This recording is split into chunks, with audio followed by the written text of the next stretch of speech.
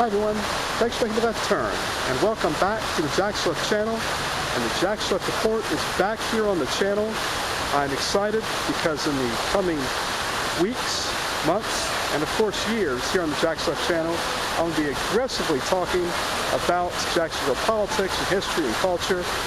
Just this Sunday afternoon, here downtown, I had the opportunity to attend a community discussion on this hot afternoon to talk about what's going on at the state attorney's office, what's going on in the criminal justice system.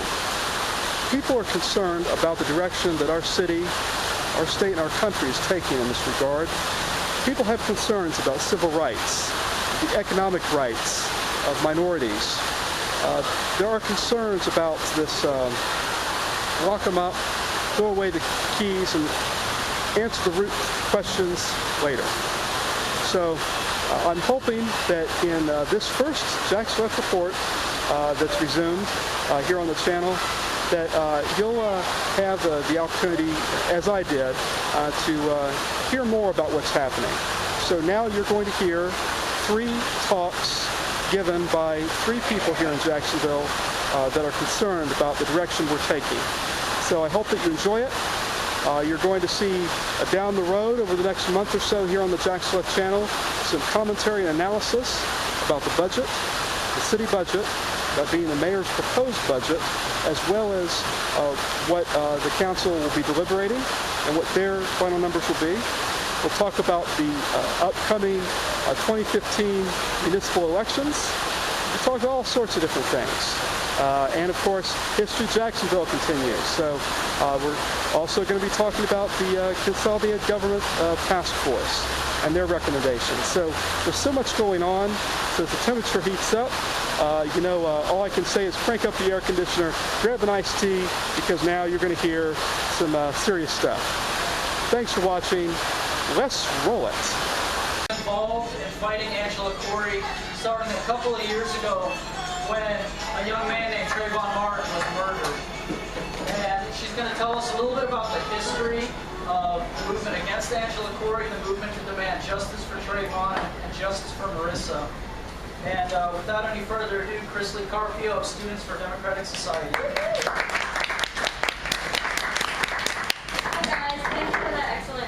I was going to include a couple details about my past, but I'll keep it even shorter because that was a good intro. But yeah, I've been involved in blocking the Sanford Police Department for Trayvon Martin, holding candlelight vigils for Jordan Davis, and especially the march for getting Zimmerman arrested and getting Boris Alexander released, which was a joint march from Jacksonville to Sanford. And I'm going to highlight that particular march in this intro because that is the most pertinent to this case. But yeah, you're correct in saying a long history of fighting the injustice has been facilitated by Angela Corey. And I mean, there's a lot of overlap and a lot of similarities between the 2 cases, which is why some organizers even talk about them, with a lot of background for each. We've seen the misuse of the Stand Your Ground law and the multiple interpretations of it to serve the injustice at hand. We've seen the question of race coming up, but also being, distorted, and along with the distortion of facts in the media. And we've even seen, we've consistently seen just the use of injustice and just unrelentless racism in the case. When we've seen the Trayvon Martin case come up, the first time around, I think people remember that it took over 45 days in order to get Zimmerman even arrested. There was a cover-up of this case, and that the fact that the police got rid of the evidence before it could even be properly used in the case didn't even come up as importantly as it should have.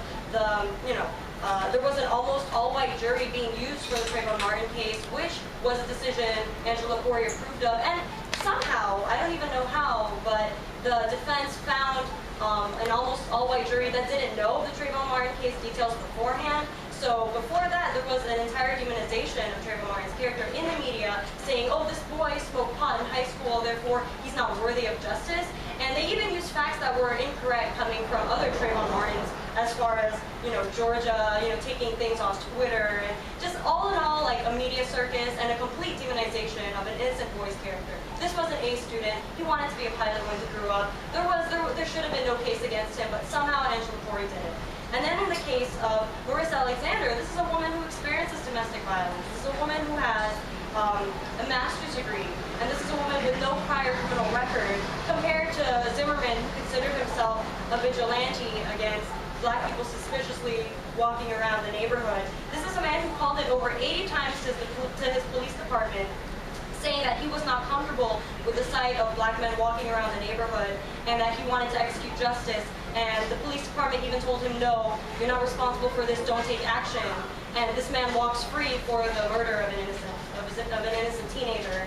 I think people remember how difficult it was to get him arrested. People remember how many protests it took to get him arrested, how the voice of the people was essentially not heard in this case, and that ultimately, despite countless days of protesting at the verdict, this man was acquitted. And even when he was charged by his partner for domestic violence, he could not be jailed. And I think the fact that he was eventually exposed as a wife beater, exposed as a perpetuator of abuse against women, is especially poignant when we consider the shadow of Angela Corey behind the Melissa Alexander case. So just to segue a little bit into the question of women in particular, and especially women of color, some questions that are specific to women in the workplace and in the courthouse have been neglected historically, like the question of undocumented women working in the fields for sub-poverty pay, even when they're pregnant and getting no maternity leave, having to bend to pick up, like ferns for decorations and things like that. Spousal rape is still legal in most of the United States, and a case recently on an attack on reproductive rights that's been in the media, I believe, with the Supreme Court case, ruling that businesses and employers can control what is in the healthcare plans, and that women's reproductive rights to contraceptives and even abortion are not protected in those cases. We see a continuous onslaught of attacks against women, just from every sector of society. And in the case of black women in particular, it's especially poignant and it's especially intense. Black women poverty rates are as high for single black women, are extremely high for single black women, and are as high as 27% in 2008, and twice as likely as white women. In 2010, black women were 3 times as likely to be incarcerated as white women, and Hispanic women were 1.6 times as likely, and I'm sure those numbers may be even higher now. And the question of women and the question of oppressed women of color has been so poignant that even amongst feminists themselves, there's a lot of discourse and a lot of debate. Some of the early white women in the 1850s said that male supremacy was one of the primary things we have to fight against, and that all men, no matter what color, are the enemy. And it was especially problematic because in the mid-1850s, slavery still existed. In the mid-1800s, slavery still existed. And while white women highlighted the fact that slave women were being raped and that white women were unable to work, the question of what slave women really experienced was left unanswered until a very famous speech by Sojourner Truth in I, Woman, where its original interpretation was actually omitted a lot of key things. A lot of white women thought it was easy to highlight the fact that people didn't take her voice seriously. Sojourner Truth, that people highlighted that she was considered weaker, but Sojourner Truth's speech has actually been recently uncovered to include the fact that she mentioned no man opens carriage doors for her, no man lets anyone work in her place. She worked just as much manual labor as black men, and that the suffering of black men alongside her, black men who were slaves, brought her suffering as well, that often she was raped to get to hurt them, and often they were separated from her to hurt her. So the question became, who is the real enemy in these pictures? And she highlighted the real enemy is the white slaveholder who gains economically from my oppression. And I want the I want the freedom of my black slave husband as well as my own freedom. And that gave birth to feminists who began to talk about economic exploitation as the reason for women's oppression and women of color's oppression. And if we think about Angela Corey and the fact that she incarcerates black men and black women at absurd rates, what does this mean? This means unpaid labor in prisons. This means the perpetuation of myths about race, saying that growing up in these neighborhoods means you're more inclined to be violent, means that your domestic abuse is not worthy of consideration because somehow you brought it upon yourself. This is what Angela Corey represents, and I encourage feminists of all colors and all backgrounds to remember who the real enemy is, and it's the people who profit off of the exploitation of women of color. And I think that is what Angela Corey represents in the long term, and I think that is what we've been fighting ever since we started fighting, myself in particular, against Angela Corey when it came to the cases of Trayvon Martin, Jordan Davis, and Marissa Alexander. And I thank you guys for coming out here and for taking the time to listen. Thank you very much. I'm pretty much like a mini activist because I think evil prevails when good people do nothing. And I'm just kind of like sitting down with people who talk about it, but they don't want to be involved and, trying to make changes. So that's the kind of person that I'm trying to be, walk the walk and talk the talk. So what I wanted to talk about today was that I think today, like, I expected more women, and it shouldn't be, because this is about a woman. It could be us, it could be, someone we know, like a friend, a neighbor, an aunt, a girlfriend. And I think, we're here, we should be here to show solidarity for her and for the cause that we're trying to accomplish with this report. And so here's my little speech. I have 10 minutes, so I only need 10 minutes. And I just want to say that we're all here. We should be here in the aspects of what unites us rather than what divides us.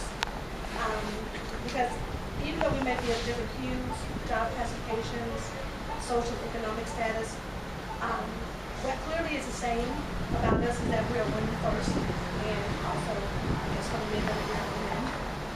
And we have all experienced, like a loss of a loved one, the triumph of a child of being a mom or a parent, pains of maybe a divorce or either a career change or marriage, or just being a woman in general in today's society.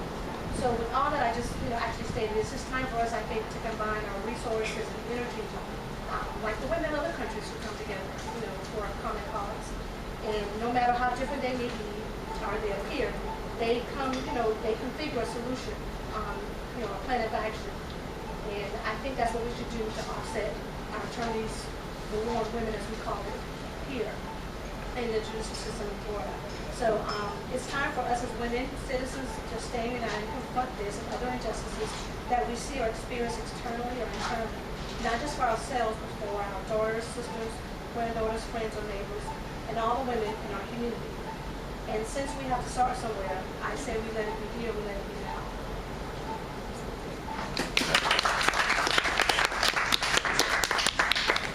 All right, thank you, Charlotte. Now we're going to hear a few words from Biko Misabiko, who's an immigrant from the Congo and an organizer with the Jacksonville Progressive Coalition. And then we'll start taking a few questions for the speakers, followed by maybe a discussion point or two. Here's Biko. Yes, my name is Biko Misabiko. I've been in the United States for 14 years.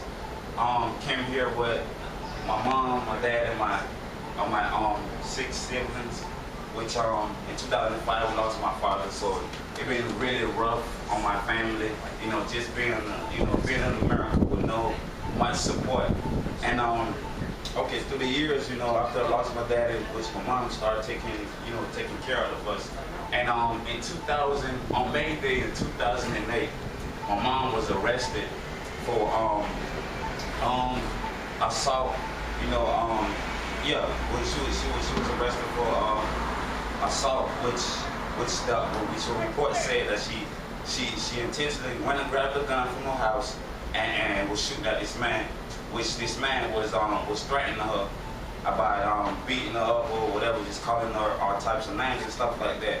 Which so her and a guy got into this confrontation, and what led to somebody got angry when my mom got angry about the guy, threatening her to put her hands on her, which she did. She got angry, so she left the where the incident happened at, so she went to the house. Apparently, one of my friends and my brother went and got the guy and and tried to fight him, which my brother did. My mom did not tell my brother to get up or go fight that man. Which she was just acknowledging how angry she was about the guy calling her names and threatening to beat her up.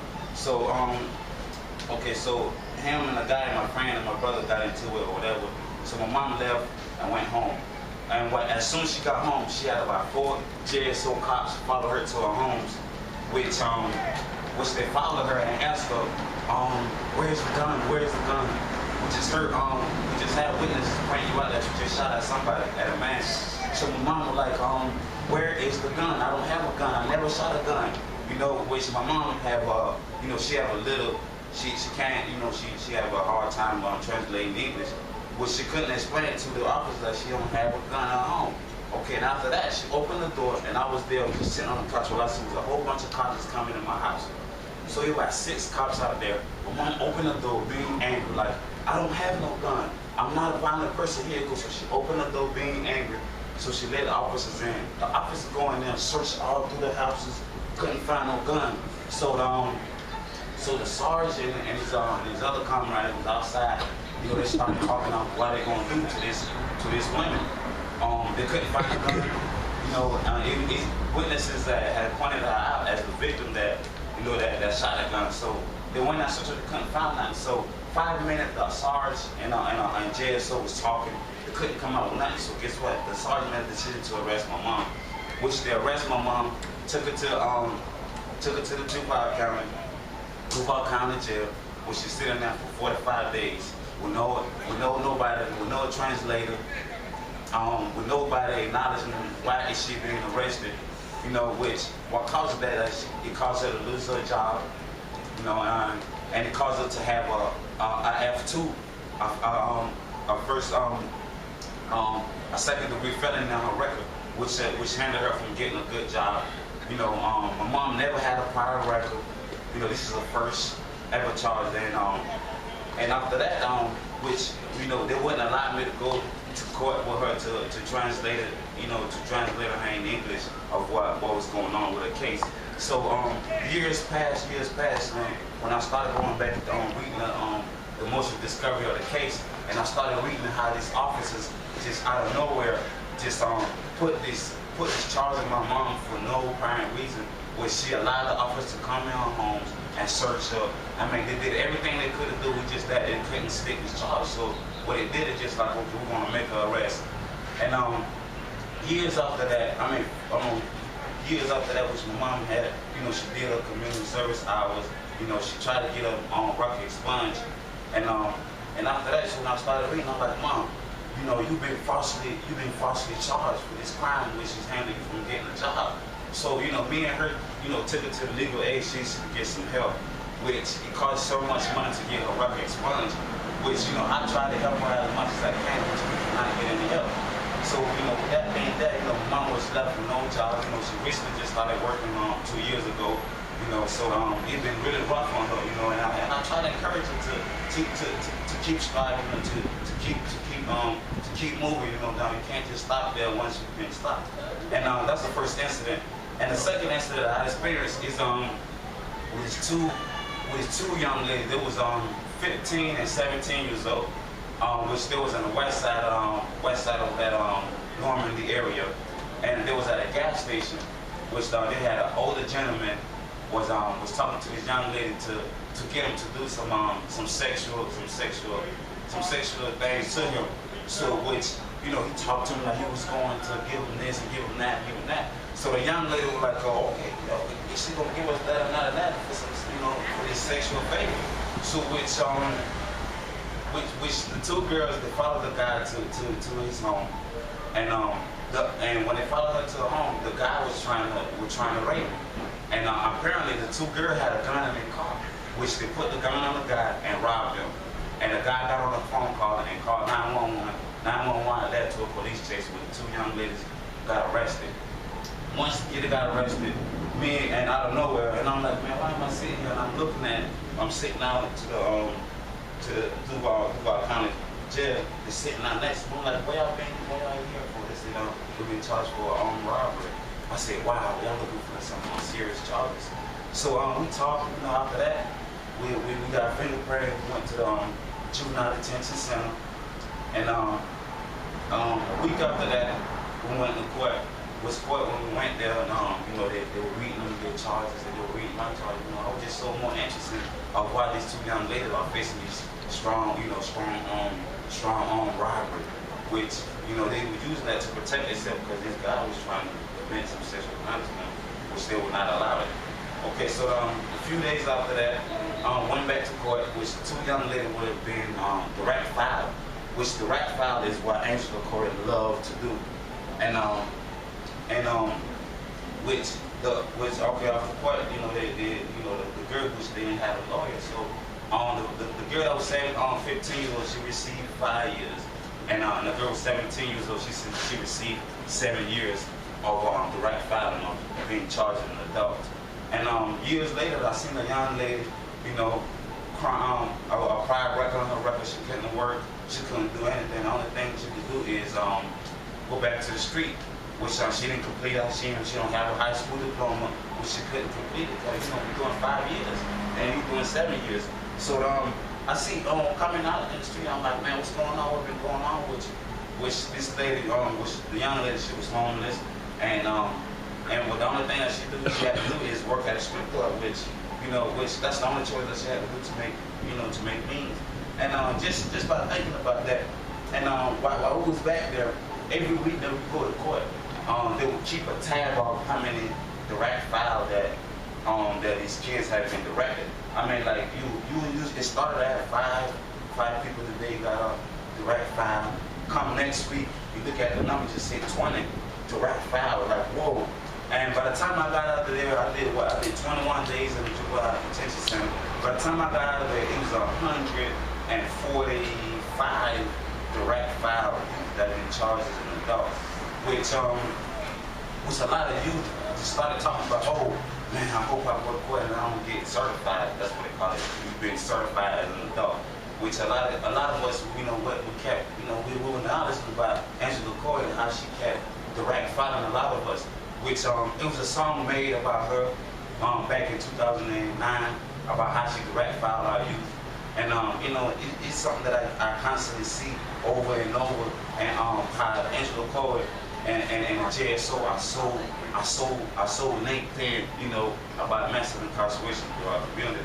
And that's one thing that I encourage about my friends to start speaking more and more of this. And I was a victim of that, which I was held jurisdictional without, with hell, which I was charged an adult, but I couldn't, based on my prior and based on my support that I had, which they couldn't convict me as an adult. So they just withheld jurisdictional, which I still have that record right now that hindered me from getting a merchant marine job that I had, and all that, that's something that I experienced dealing with Angela Court.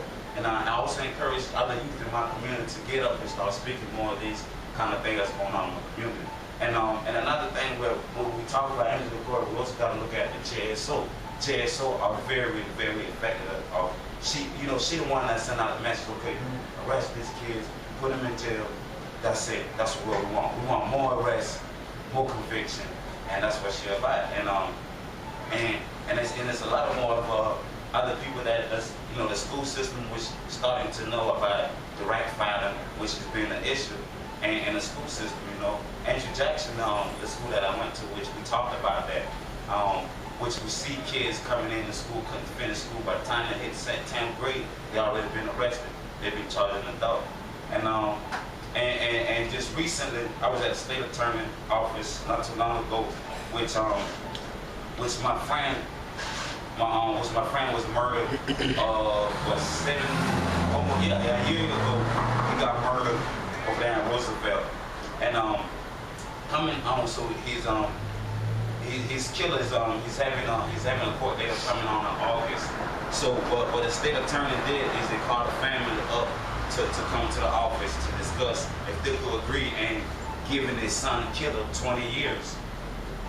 And I'm saying that this is ridiculous. How can you call the family in to represent them to agree on giving their son killer 20 years? And which they told them if they wanted to take it to trial, which the killer might receive 3 to 15 years, that's the time. So I was so confused. I'm like, how could this be? I thought when you go to trial, you're supposed to receive a higher time. And it was just something that I still don't understand it. And just to see his family just crying tears living out their office, which the state attorney saw the mama leaving, the mama family living out her office crying tears, which they said they called her back like 30 minutes after she left the office. They were like, yeah, we're gonna have to come talk to you personally because some of the staff that seen how her reaction was to when they proposed to her agreeing on giving her son killer a 20-year sentence. which she cannot, which she's going through it right now, which I don't know how to deal with, and which I'm still, talking to the family. How can we encourage this case to be not just another case they're gonna throw up under the bed? Which, that apartment, he was the fifth person getting killed in that apartment, in that complex. And what they listed is a turf war. And I guess my friend got caught with some drugs in his pocket. And and that add up. And what I see what's going on is they're bringing this prior record of this kid was a violent kid when he was 17 he committed this, he committed that.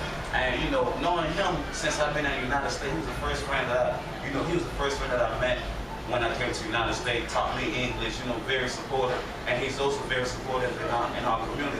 He's the one that brings us together. He's the one that encouraged us to think positive. He also, he's very supportive in our youth. He called us, man, this kid had to buy 2 cars just because he could get all of us to go see our friends' games, and just something positive, which I was thinking about what can I do to get his case more aware of just not just be another case to just throw up under the bed trying to get a conviction, which Angela Corey is a big part of that. Yeah. Pico, I'm really interested. When your mother was incarcerated for 45 days, you said, what happened to you and your siblings? What happened to the DCF, which intentionally was trying to take my little sibling away. Somehow we have some Congolese family that we came here with, was very supportive. Like, well, you know what? My step brother, who's Richard, I think Fern met yesterday, which he proposed to them like, oh no, this is my sibling. I will take care of them. I'm old enough to take care of them. Was the DCF was strongly trying to take my little brother and sister away. Yeah. I don't have I'm speaking up. I'm not in this group. I'm working on it, but I'm 76, but I was in the district attorney's office in 64. And you're making me feel good because I got suspended.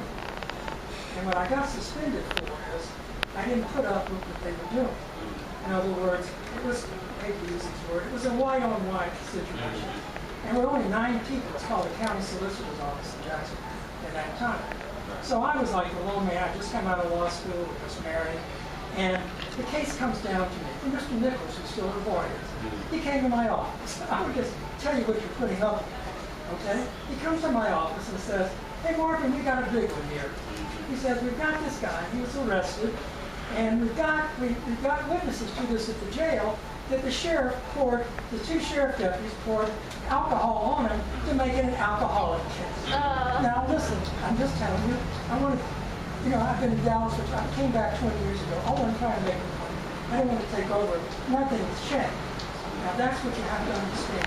It's only gotten worse in a lot of ways because it's more covered up. So he comes to me and he says, so what Mr. Nichols tells me is, hey Marvin, now here's what I would do. I would now pros. You know what now pros means? That means the record is on you the rest of your life.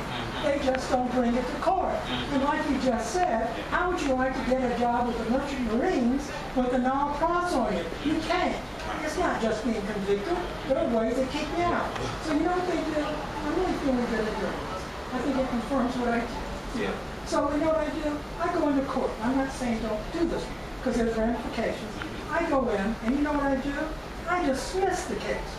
And you know what I got for that? Suspension from the office for dealing with the truth. So if you think it's any different with Mrs. Court, and actually the guy running it was he was 10 times better than Angela Court. That's the way Jacksonville plays it. If you don't deal with the system, I'm not telling you anything else, you're just wasting your time.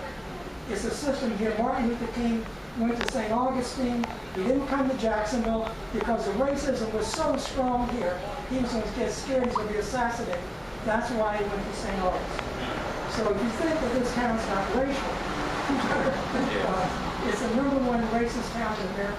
It's been set up as a prototype, and she's doing their job for me. She's a white woman, or basically white woman, putting on black women because black women are the threats.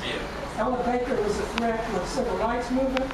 She's told the NACP, she left them, that they better deal with the system, and they never dealt with the systemic problem. This is a white woman really putting on black women, making women, not just black women, but a lot of white women, doing, just scaring the hell out of black men. Well, that's what you're dealing with. I'm sorry that that's what the story is. No, we appreciate that. We're going to move on to, some question and answer for the speakers.